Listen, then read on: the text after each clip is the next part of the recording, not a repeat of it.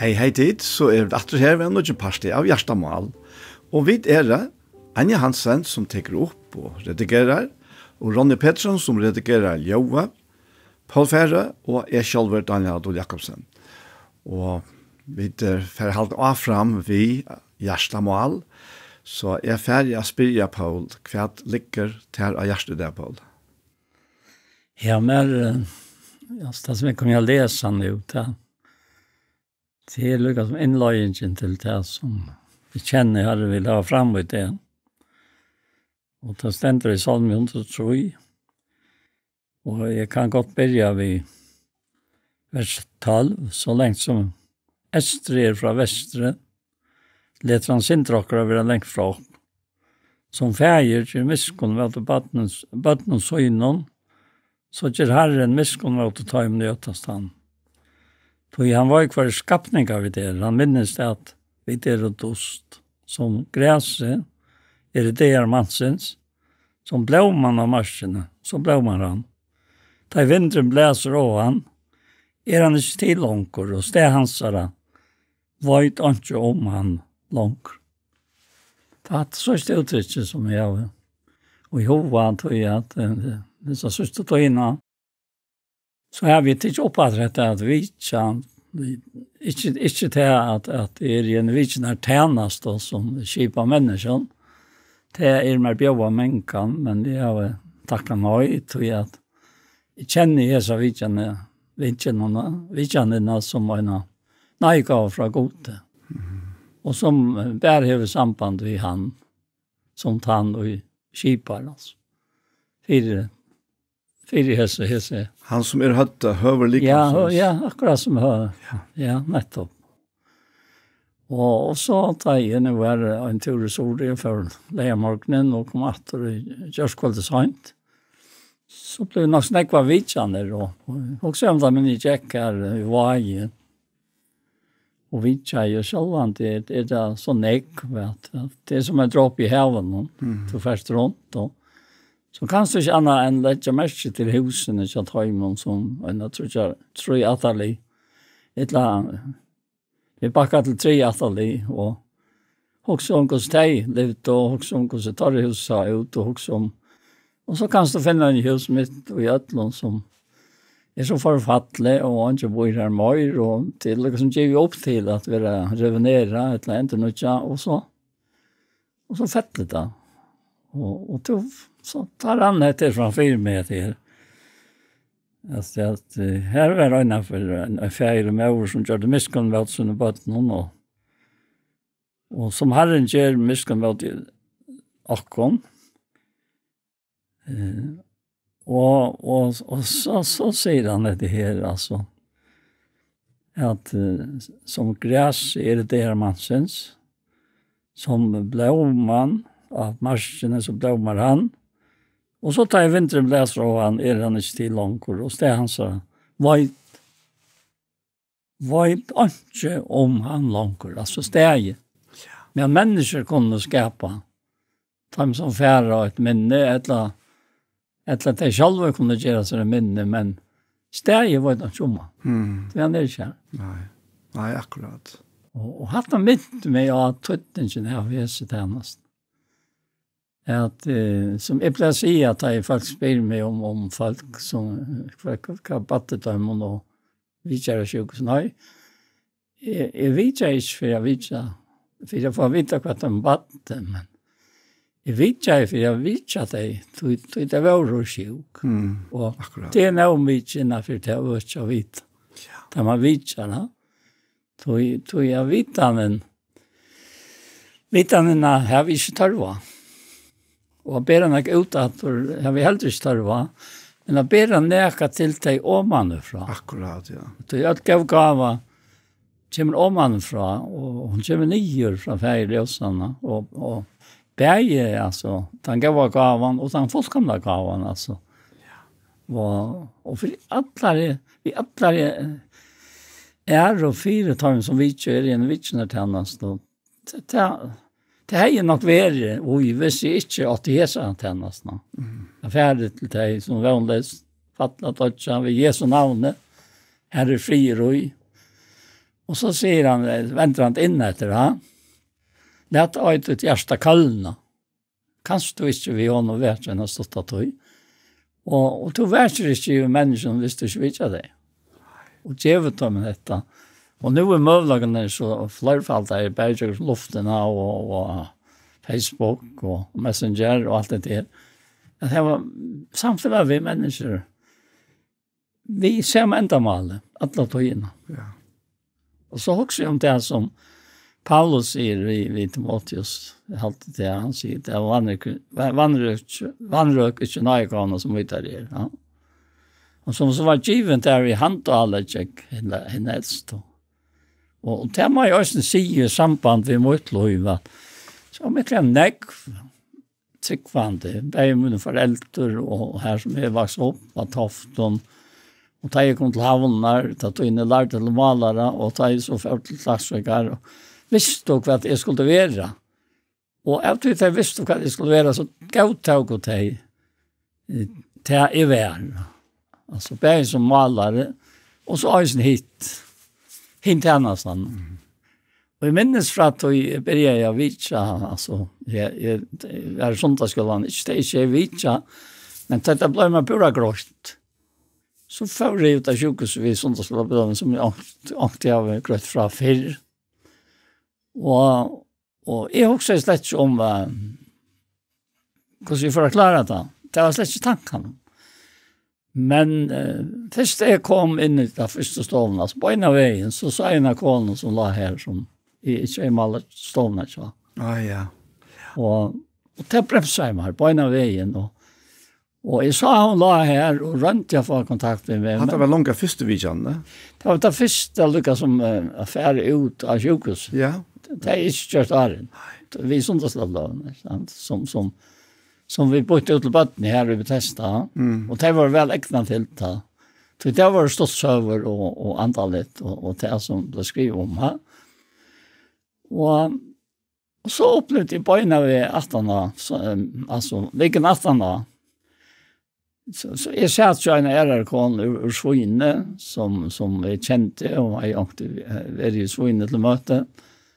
Og jeg satt der løyke egentlig, røste meg for ut, hokte ikke på henne kånene, og leie bløyene inn i listene, og så føres det. Og så minnes vi ikke tanke neka.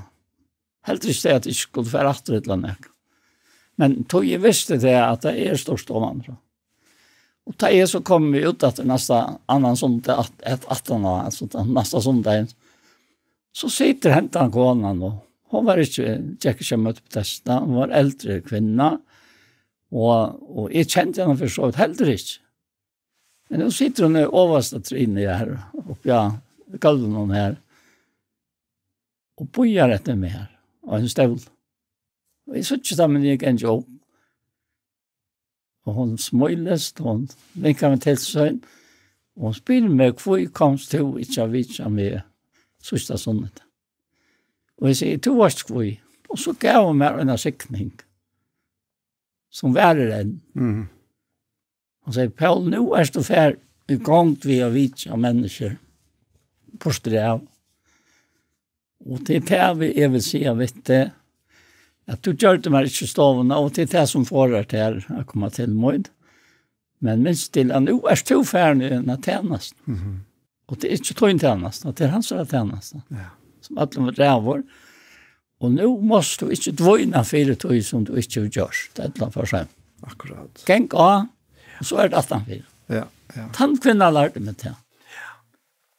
Ja, fantastisk. Jeg husker nå i samband med at jeg som du leser, akkurat det verset at som feir miskom mot bøtten, så gjør herre miskom mot han, at han vet hva skapninger vid han minnes at vid dost. Og så sier han i vers 16, men nøye herrens være fra evnen til evner i timen i øtterstand. Akkurat. Og rett for hans røkkelukket til badnabøttene. Og det her akkurat kanskje til mest patrønjande punkt i løyvene til åkken øtlån i samband vi nøygaver og tjeneste, at vi sørger alt det her som forer åkken først, og ta fytle sånne ekva, vi kommer ikke gang da. Jeg tykker vi alt kjenner det her. Men alltså Herren har brukt dessa kvinnorna till att nå in till tiden. Och förklara det här som han egen som då lyser. Herren vet att vi det dosta. Han vet att det är inte något i åkken han kan bruka i sig själva. Men nej, han säger hon räcker alltså. Ja, och så hittat sig som jag också säger om oss. Att det huset var ett verkligt hus som bor ju i. Men det var ett gammalt. Det var de gamla husen i Klaksvik. Som ganska välhavande folk har varit. Och hon bor bara här till en löja i nok till sin själv. Alltså, och det som var tråden, ja. Och jag blir undrat i huset, alltså. Men det blev omkatt egentligen inte. Nej. Och tack farv så steg ju väck. Ja. Och kvinnan i Röjmars herran.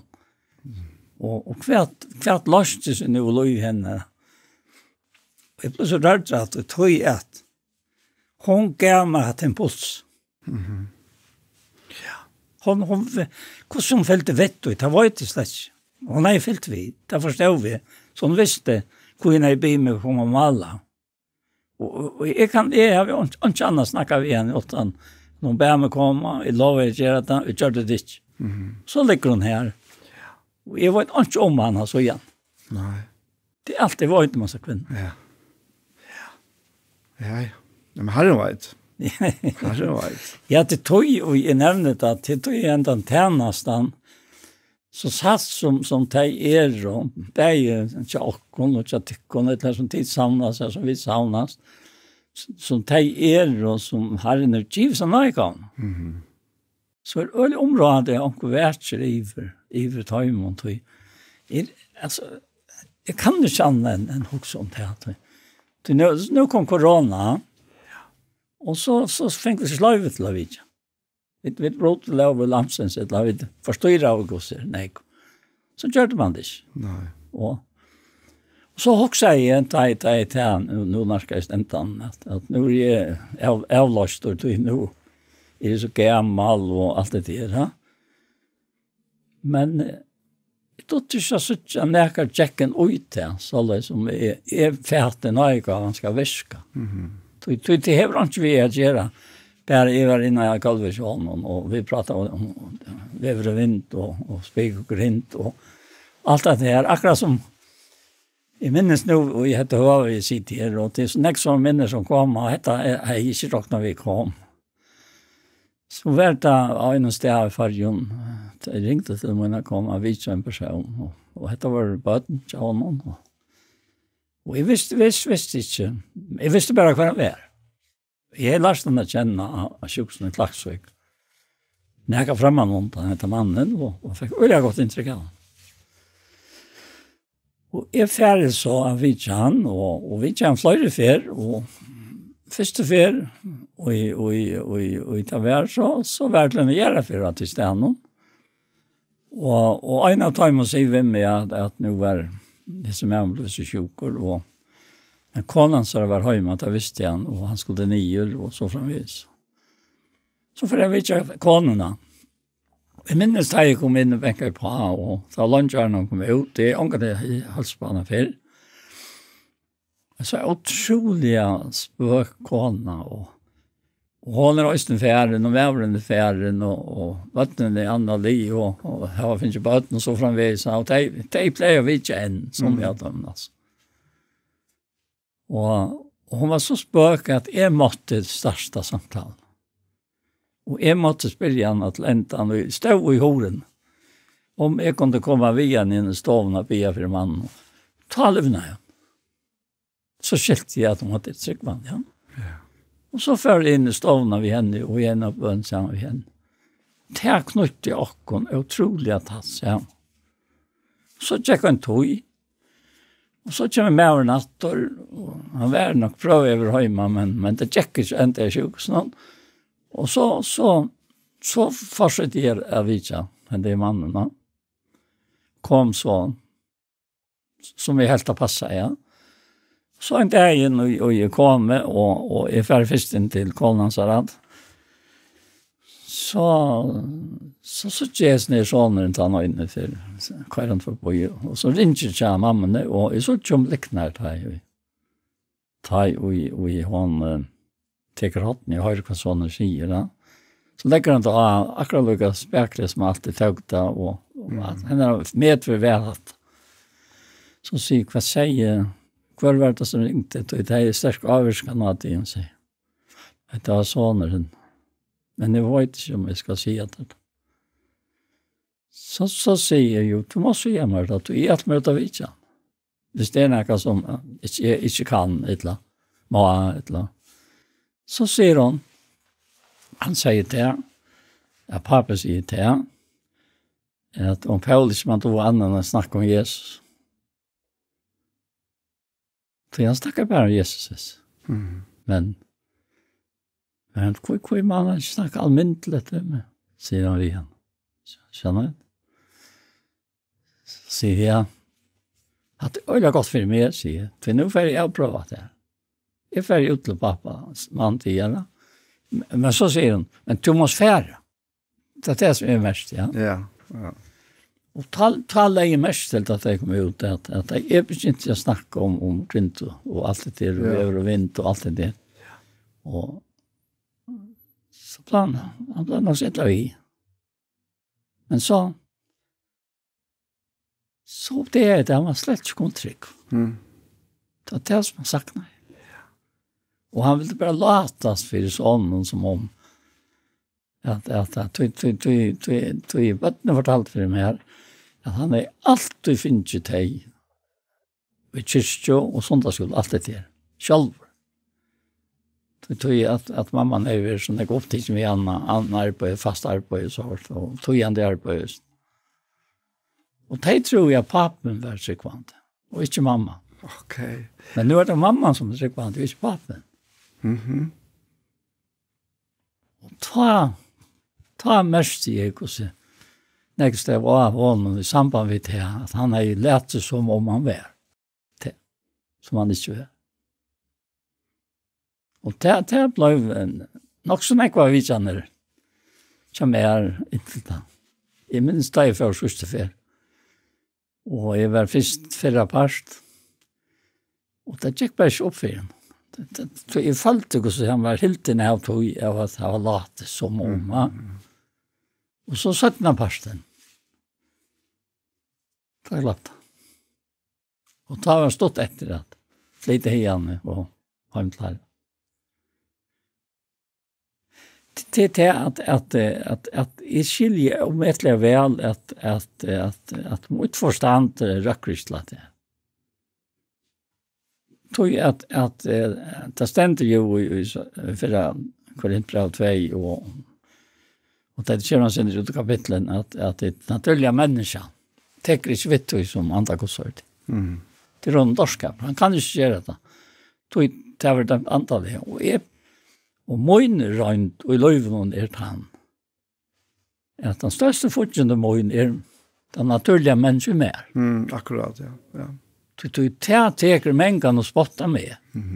Det er jo så omstående som jeg nevnte nu. Ja. Jeg tror det er stora foringen til mange tryggvante.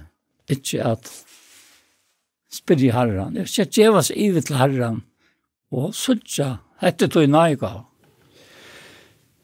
Ja, det kommer faktisk alltid til her jeg sutja som herren ser. Akkurat. Ja. Jeg ble vi hitje på åken sjølve. Så, ja, men her han ikke sutja. Altså, alt er naturlig sjåvande jeg sutja, men og vi kan snakke langt om det, og det gjør vi det, ja. Ja. Men akkurat hentet parten dette her som hever vi Guds rydtje å gjøre, vi tar antallet, vi tar avvia og tar som ververande, ja. Ta må vi suttje okkur sånn som Herren sier, og jeg halte at akkurat disse årene du leser, sette det så veldig godt. Men nå er jeg Herrens, hva er det fra av noen?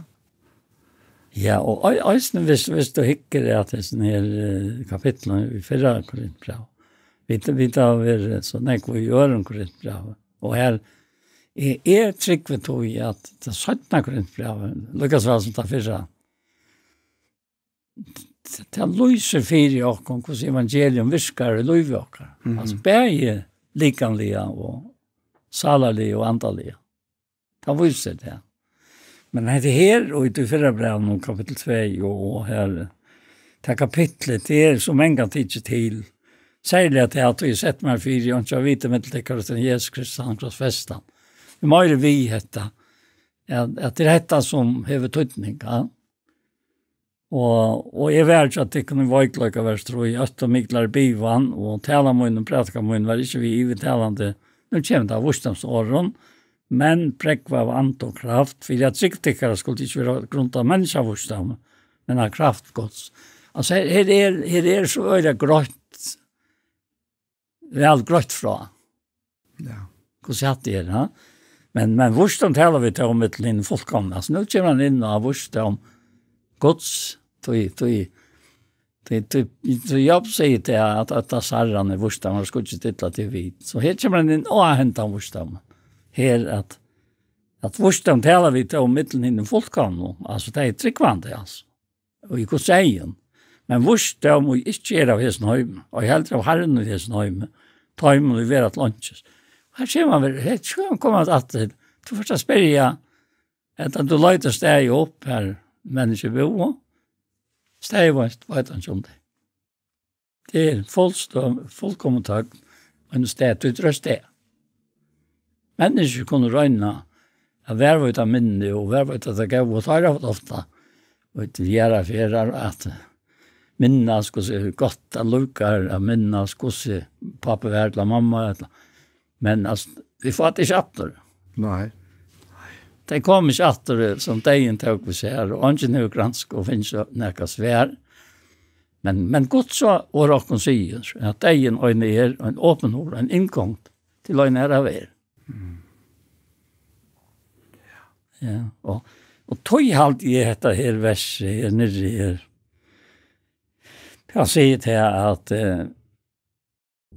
till att hva människa vet hva till människan om på vers 1 och den andra människan som vet du är. Så det var ett helt röntgen hva till gode bor och den andra gods. Men vi tar inte finns anta heimsens. Men antan är från gode för att vi skulle vita kvärt och kunna giva god. Och det talar vi då om. Nu kommer detta som vi mötte vi igen. Ikke vi åren i menneskelig vursdom og lærer, men vi åren i anten lærer. Ta i vi toja et antallige vi antallige åren. Men et naturlige mennesker til kristvittig som antal godsår til, og til noen dårskaper. Man kan ikke kjenne at det har vært dømt antallige. Men en antallige dømer om alt. Selv vil han dømt av ånkom. Til hver har vi kjent sinne i herrens, så han skulle kunne ha lært han. Men vi tar oss inn i Kristus. Ja. Og jeg må bare si til at er du grundfest tror jeg sånn her ved antan, så er det jo det som Herren taler om, du kan snøyta, eller du kan snøyta, eller han kan snøyta lika med tøynen, at vi brukar lika med til at grøyna frelsene for en nøren. Akkurat. Ja. Tog han, det god som viskar og jag om vad jag vill ju viska det vad vill jag så in. Det har säga att det hans är lika som måste hans är lika. Ja. Ja. Det är en öra stor tanke. Ja, och man ska vara så fint och det har vi finns in och vi ska kan gå säga. Alltså så först som Arne för så först som är vikna och så först som att vars människa ändå just därför att det är och hintrångten är här att ältast och ganska jo. Hon viskar, han säger här och i sätta grintbrev 4 och från 16. Jag tog med sig av det inte om så utvars människa akkurat gång till runt här så ändå just av invars människa akkurat därför att det är trångten kan man vara gängat grund där. Det stockat och löst. Men nå viskar och nu större i så är vi fittling av ord. Då vi tar visst den känliga för jag men det är känliga. Det känliga tydligt och det är känliga av. Och så här så kapitel 6 och förra Korinthierbrevet gröna och natt. Det är inte grejt till. Vi det ikke allikam tykker i templet i Antans. Som god på ro. Og at det ikke til kreiken og det er dørskjent. Nei. Det bare så eller nekve. Og jeg var ikke under ekne at man teker for nekve. Kanskje det for skjautra for kjøkken men det andre som gjør livet jo jo. Ja, det akkurat det. Jeg nu sier at det en stor tanke, og det det, men at det godt tanke. Og tog en stor. Jeg tror ikke alle store. Det alle store, ja. Men det som det at det her motsetninger kan du si, hvordan vi oppfatter oss selv, og hvordan han ser oss i jøkkenen sånn som Jesus Kristus.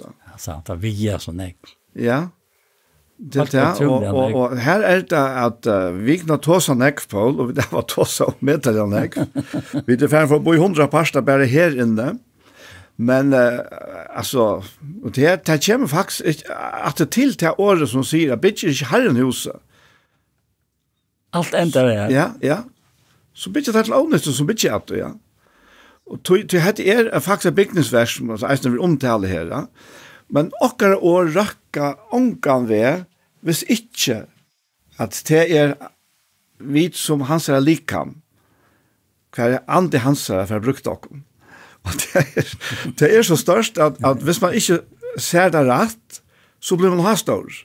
Akkurat. Ja. Akkurat. Men tar man ser det rett, som rett sjåvand, ja, så ikke om det ha stor. Du tar bare en stor og til ham, ja.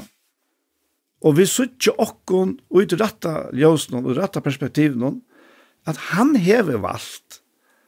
Han sendte sånn og i likhamme. Og i likhamme sånn og fullførde Jesus verste som gjør det til møvelet at vi fallende, sintige, åregne, årettvise mennesker kunne være totalt renseie så at han kunne få seg bostad og okkara likam. Han bor i min likam, og i min anta som i min likam, ja. Og her utfra ikke så å slippe å gjøre suttverska. Og tog vi råkna som hans likam. Og dette spennende så ofertelig lengt, altså.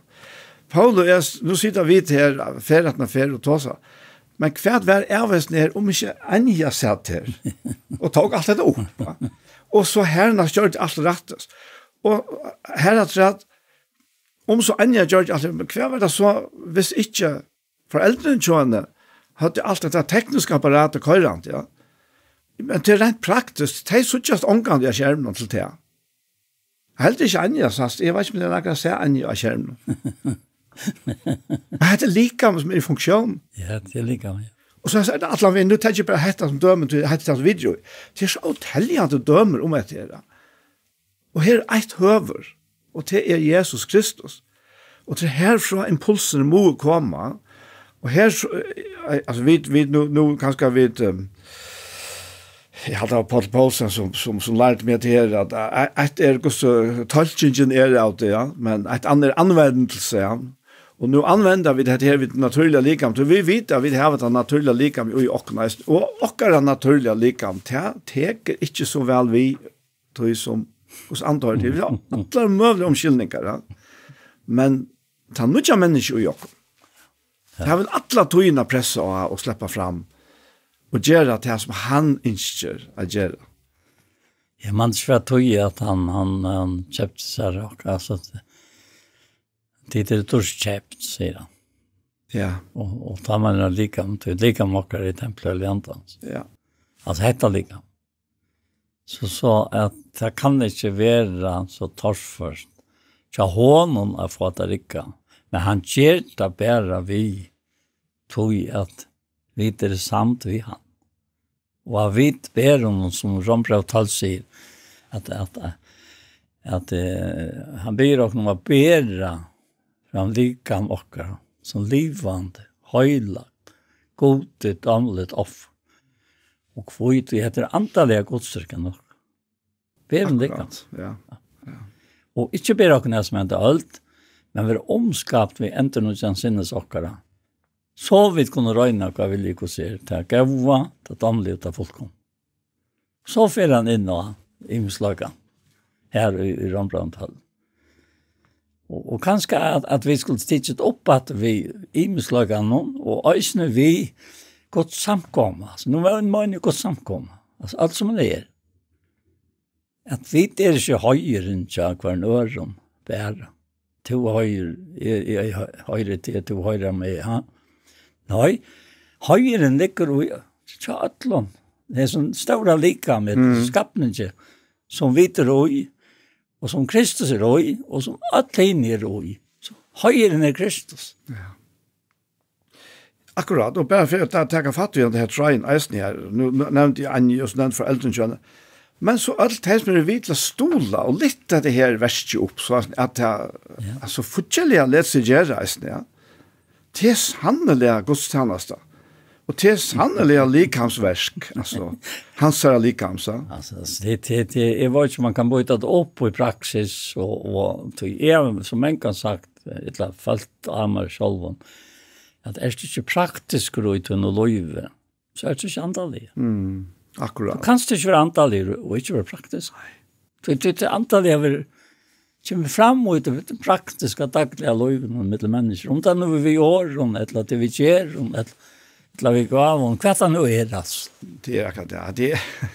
Och alltså, bröven har så bättre än jag säga om det. Vi tar väl in att det är här i 4 Korinther 12 till dem som om nu snackar om Rambrandhall och det är samma tanke i barnstövon faktiskt då. Och han tar om nya gåvor här alltså det vill säga gåvor som han ger som fungerar utifrån den här nya skapningen som bor i oss som är i oss som vi är i honom. Och jag också måste ta det här i Rambrandhall va. Ja. Nu läste jag att det första verset här och det nästa. Ja. Røyna hva vilje gå ser hit gav at damlige fullkomna. Så sier han, du vil nøyen og mer i given, sier vi en og kvann tykker, at han må ikke huksa hakre enn han eier å huksa, men huksa vi visdom alt etter som god til å bytte en og kvar male hans her uttrykk. Og så er spørningen, hva er det han mener vi å huksa hakre om seg selv enn et eier? Og denne han tar på en av veien. Tog hans fortsetter utan nesten andre middelen, tog ens og vi har nekva limra en og lika, eller en og lika, men alle limene har kjemestarv. Således det vid mange eit lika i Kristus, men først fri se vid limer hver annars. Ja? Og til å si at så ikke vi bære med mine okkara flokker, eller okkara bygninger, eller samkommer. Ja, men så hugsa vi hakse om oss själva med eia, så vi eia a suttja allt likam, og suttja at allt nøyut. Han har bara ett likam, som har flere limer. Nu kommer vi att lycka byta imenskål samkommer och kyrkor och de möjligheter som man kallar. Och i det lokala. Ja. Och så där jag kom till Vox i Jaramorknen och sa in i anledningen som 35 falken om att de flesta var här, ja, men omkring var så är det stämt fra. Ja. Så sa jag vet inte om jag sa näkran att de är gamla, inte att de är äldsta som är känt. Men jag sa att det som kom 18 och 10. Så i 10 är det ganska något allt vi med. Ja.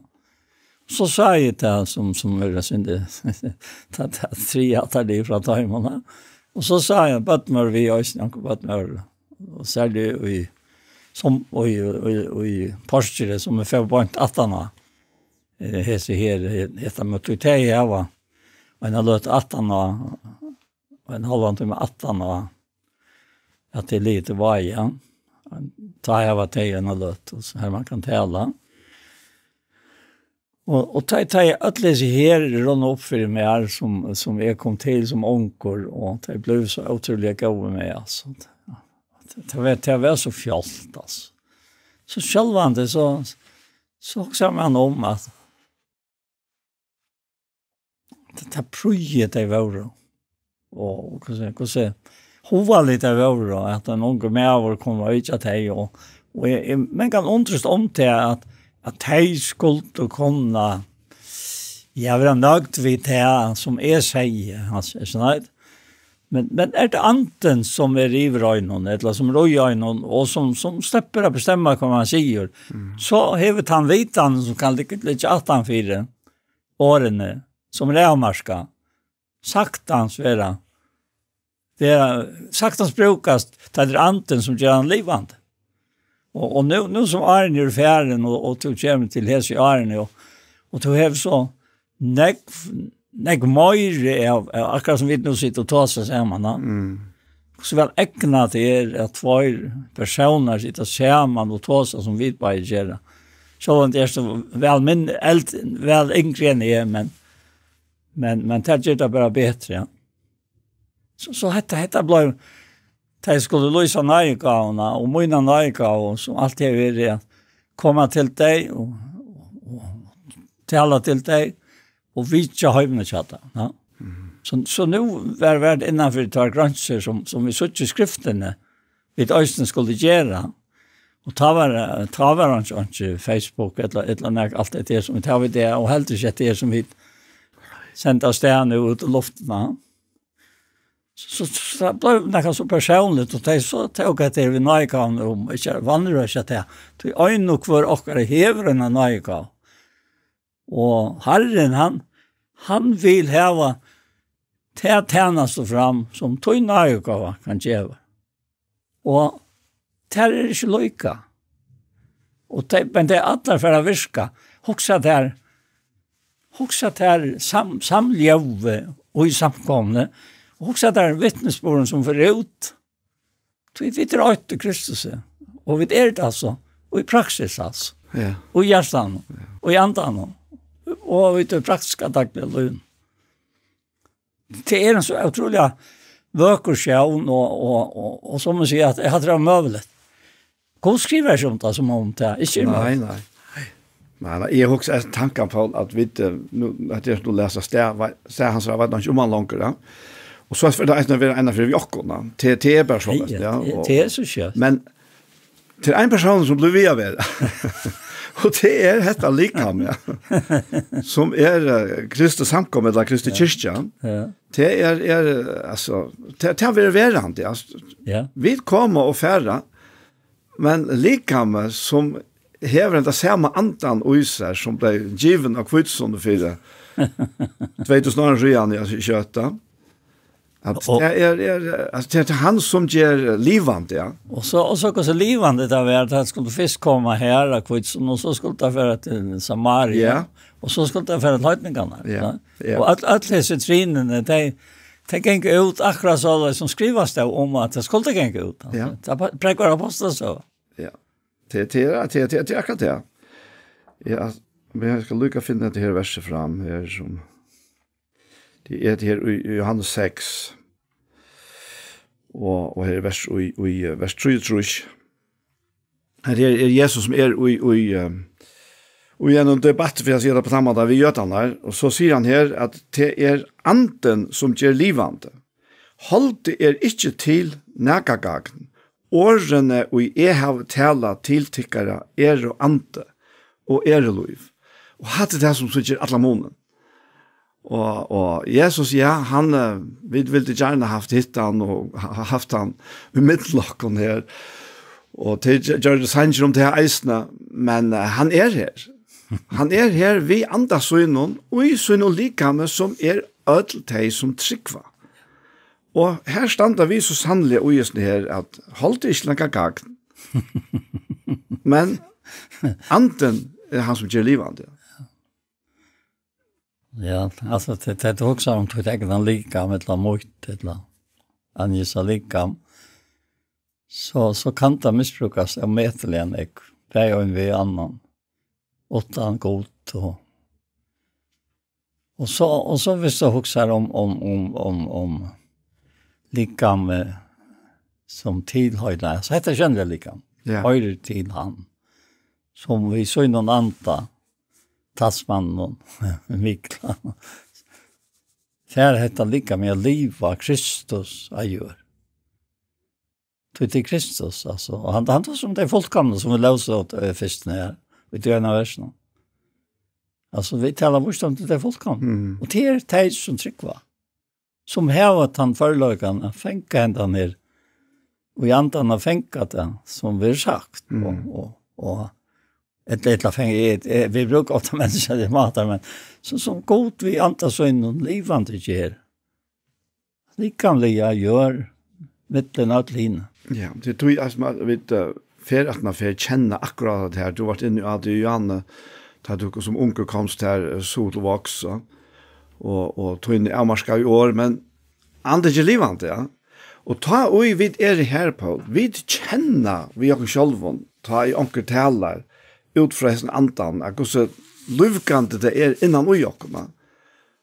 Og hatt det. Er helt altså løyet at det kommer her til en slemont være her, Isaksen, Kjølpro være her, og jeg har omkant vært her før. Hun kommer bygge på samme huset som tar, så gamla at det er skottfritt.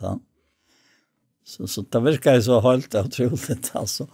Og jeg kom av 12-15 år gammel, eller 14. Og at 8-3, jeg til lykka til det var jo, det samt som jeg skiftet med klassko var. Vi har vært i klassko til 23 år, så helst har vi vært 14 år. Det var høst her. Hovedtidsen av Øtlund, altså. Og så var det, jeg hadde ikke til for når jeg begynte nækka, men så var det etter 2 år 18. Så var jeg begynte å tale. Langt å ta. Så Peter Haberg var her, og så var jeg kunnet lære i Havn, 15 år gammel, og jeg ble 16, og han hei, det var fingrene på oss. Akkurat. Martin Johansen, be med.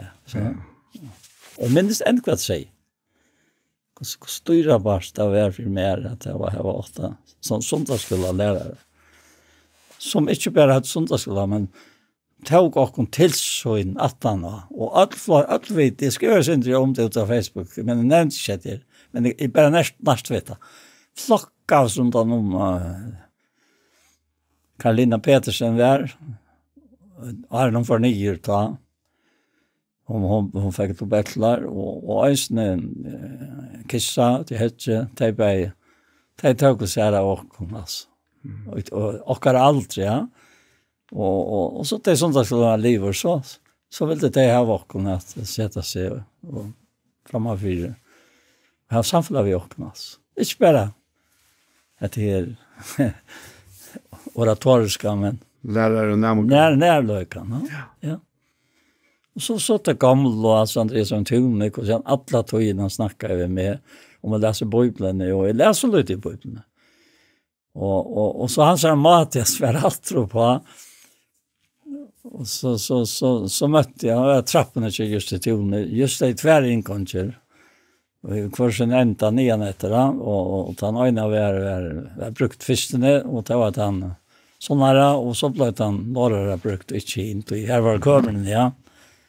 Och så minns vi stanta Andreas som var ute kom in och han ständde oss upp med to Simar Paul läste några Bibeln. Och jag blev så rädd att vi synd. Ja, det må vara lite. Det han hörde vars då. Han hörde i själen och vad det säger, ja. Och allt detta att han säger inte för hansliga. Han säger det bara att vi så svär han. Han är väldigt omsorgan för det. Att skriften är väldigt här som blev livande kört här och just här. Unga man och det så unga unglingar kan man säga. Och den som upplever det här att fädrarna alltså för Hebreerbrevet 13:21 alltså minnesvelare tycker som att alla orkos till tyckare och så aktivt efter hur står ända av lösot och efter vill ju så tryggt tar ja.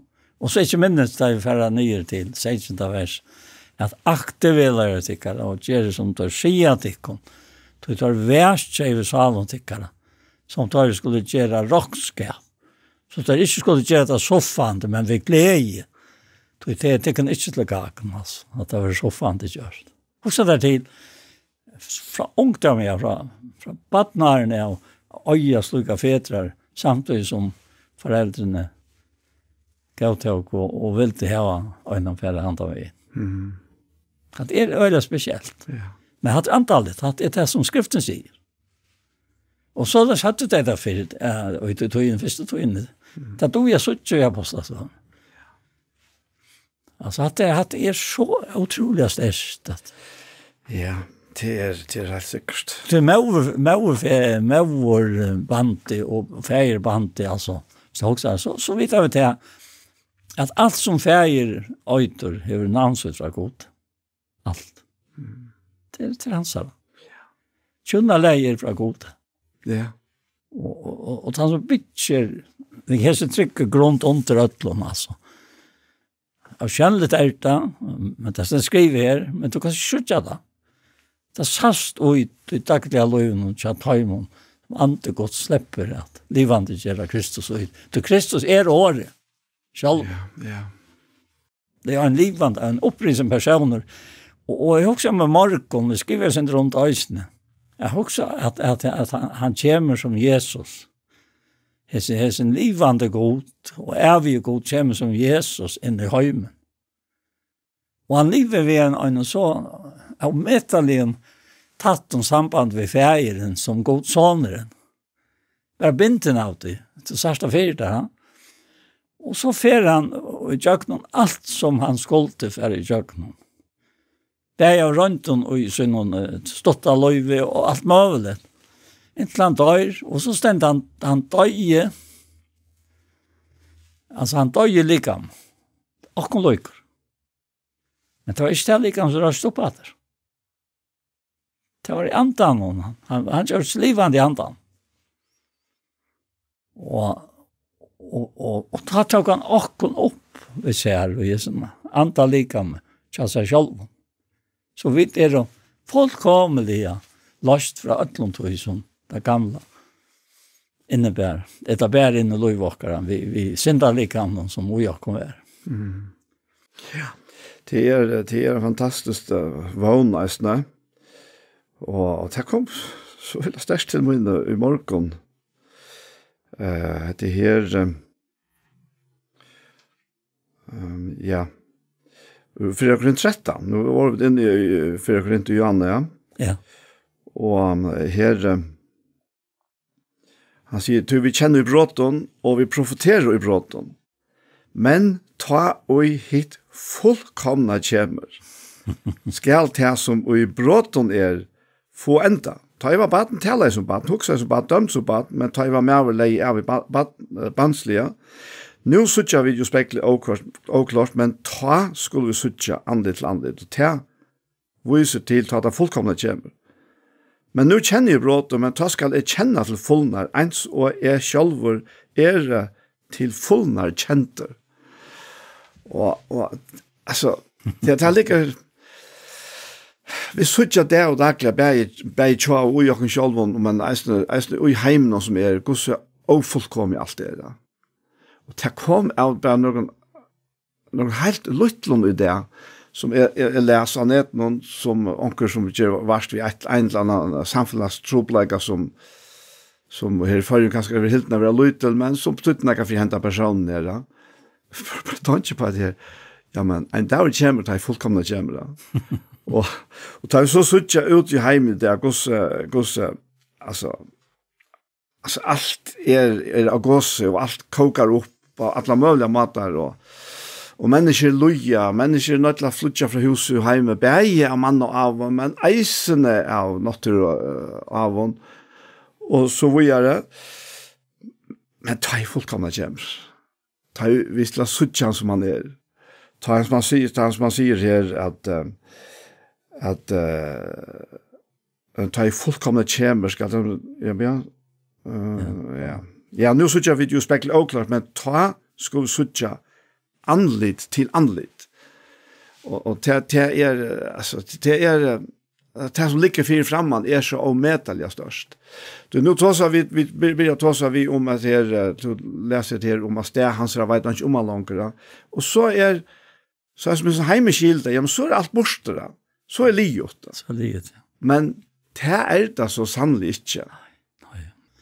Och jag också säger om att det under under time trade som vi det nu. Alltså det tar inte om akkurat det som tog. Nej. Men här och i 17 Korinthierbrevet 5 och från vers 14 och heter kapitel ut det är så stort några förversa. Ta sars då det här. Du kallar ju Kristus tvingar oss. Och så vers 15. Vi tar ju dem så öjne dig för öll. Så det öll dig. Och han tar ju för öll. För att de som livar skulle inte långt leva för sig själv. Nu kommer det som du nämnde Jan. Ja. Men för han som dejer och upplysning för dig. Så kommer detta konstatering. Och jag ringte en till mig om det. Det är inte uppfyllande. Jag har sett det så långt. Och nämnt han ekra ferier. Men olja världsliga. Helt av Josef Prins som säger till att särste märka som är revolutionerande och i den löjve och i den andas löjve och som tar kjem fra honom som andre ikke livand så förspeklas det. Det han kände till att han nevnte alltid en band i oss. Alltså upptöka. Och så säger han till att ikke langt å liva for seg selv, enten av 15. vers, og i vers kapitel 15, og i 17. Korinthierbrevet. Men for han som der opprist ned for deg, så sier han, heretter kjenner vi til ånkan etter holden. Om vi så har kjent Kristus etter holden, kjenner vi til han ikke langt å så. Og hva kunne vi spørre med til nære? Om til han Kristus han ikke skapninger. Det gamle færre, og det er vår nøyt, og alt til fra gode som vi, Kristus, samt i oss i sjølven, og gav oss tjenest og satt der inne. Altså, det vil si at her vi det gamle løyven, sa Kristus, bautar, sinta bautar løyven. Altså, det også at han fyr. Ja. Så han var født under løven, og han døg under løven. Og nå nøye tøyen, og det helt nøyt tøy, det ikke helt anna enn løven. Så han sier sørst i Galatbrevet 2 at vi løven deg fra løven? Sier han, bant fram, Ja, det er. Han sier, vi løven deg fra løven, for jeg skal leve for gode. Jeg krossfest av Kristus, og nå det ikke langer som livet. Nei, Kristus lever og i mer, og livet som nå liv i halten og liv i trunn. Jeg sånn godt som elsker meg, og jeg så selv han fyrer meg. Jeg setter ikke nøye gods ur gilde, til fast rettvis i lov, så jo Kristus deg i lunch. Akkurat her. Ja. Altså, det er avslutningen av loven. Ja. Og i nøyene kan loven ånga noe. Altså, den som under nøyen. Som tror det Jesus Kristus. Han sier langt frem, han sier til 18 år etter, at loven hever ikke vi trunna. Nei, akkurat her. Ja. Akkurat her. Og så er det her som vi skal lese at enda. Og det er det her, om vi har kjent Kristus. Ja. Her etter kjenner vi ångan etter holdt noen. Om vi har kjent Kristus etter holdt noen, kjenner vi han jo ikke langt så etter holdt noen. Lykka så løyt som vitfæra, jeg vil ha kjent. Så han var så vanvirter, og så løyte råkna over. Og så kvar han bare. Men hun hoksa urslig av til deg. Og så sier han, om til jeg Kristus er han ikke skapninger, så nå brøtes det alt. For nå vil Kristus reisen opp. Han som var Jesus. Og det gamle er færre. Og det er våre nøyt. Og alt er til fra gode, som vi Kristus er samt i åkken ved seg sjølven. Og gav åkken til henne satt der inne. Så Kristus er samt i god heime ved seg sjølven, og tilrakner til henne ikke sinter torra, og han hever lagt ned ui åkken og satt der inne.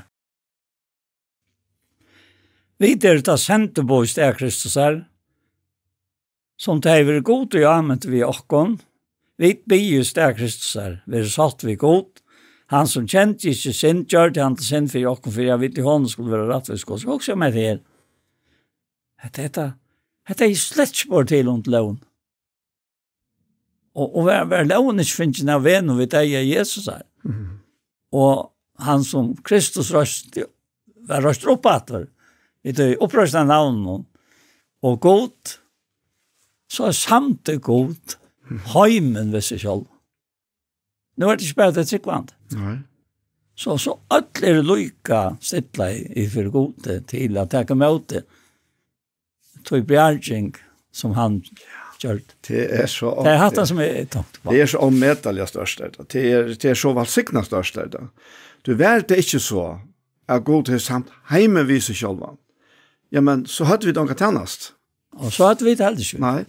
Nej, så är inte alltså så är inte boskap kunna färja ut. Tror jag vet all våra och inte gamla. Jag kom tankar om ett vers som du med att läsa att det var att i Rombrand 6 att deja så en döj han för synderna men lösut lever han för gott ja. Alltså det gamla är färre. Ja. Det är vår nytta. Ja. Synden är inte hon är inte en troublage longer. Och det är så vi ganska allt för ofta gör det till en troublage att det är synden. Ja, det är synden är inte det är troublage till ett tryggven. Eller vantryggven. Ja, fast det var så att alltså och i Kristus i har vi akkurat samma möjligheter att leva som han levde i jorden. Eller i uppröstande liv. Alltså. Alltså det är näka som han är oj och nu vidare i hon. Ja. Och han är onka mån och att ja men tid är nummer 2 eller tror jag alltså. Det kan ju vara så gav som är eller så. Det är inte det att göra. Inte vi kärring att göra för det om Kristus nu är lika att göra det så ja men han till han som är lika. Det är inte annan. Det är han som är lika med oss. Ja. Jo, men det är en standande att kunna färra och sitta så väl och få sån fram och något. Ja. Jag tror som är så stor antydning. Det är det gott. Ja. Och anken som han glädjest. Ta han och i värsta så är det lika med åkare för människor att trycka i Jesus. Det kan man bara säga. Det brukar vara att trycka i Jesus Kristus. Navnet gängat och alla tog lika. Och det här året som säger 4 att nöjen ska brejas ut till test flera. Ja. Herre, tack för att vi kunde sitta här. Tack för att det nöjes att komma och tack för att du Gustav kom nöje och visdom och till att se det så som vi nu och jag kan samband vid det kunde få det fram här. Det är du som har fått det fram och vi beundrar detta värst att du lever i oss, att du fast dina tankar fram och just den okkara vilket så här kärlek och Guds är och så fast formar det så till att han kan röka in i just när människan till bara så störst under att det är ingen annan kunna finns också när vi är det människor som vi är att en stor rik och nej, inte långt näko jag själv men alltid här Jesus. Och vi pröjs och tackar där och säkert att du är ett land. Gå färger helt tiden, värva inte att ni hånd över det som ötlån herre berge, de som sitter vid stora i Abert och de som känner sig ånka Abert här, att det är också må sucha till att Abert den största är att låta det liva liv och åkara lika. I Jesu navn, amen. Så är det som parsten här hjärtamal kommer ända och vi får att tacka för okkon. Og vi det Anja Hansen som har tidsi upp og for å redigere. Ronny Pettersson som eisen for å redigere Joa Tjåkon. Paul Ferre og jeg selv, Daniel Adol Jakobsen. Tusen takk for hesfer. Og jeg får si en affær at parsten av hjärtamal som har vært, her kan du finne av YouTube om du leiter av Iktus Sjønvarsp. Og her er nek annet godt til Iktus eisen suttja og høyre. Her som parsten han får eisen komme og være lagt ut av YouTube av Iktus Sjønvarsp. Og han kommer eisen og sender av Tjej Kristelig Kringvarsp. Så en affær, tusen takk for hesfer.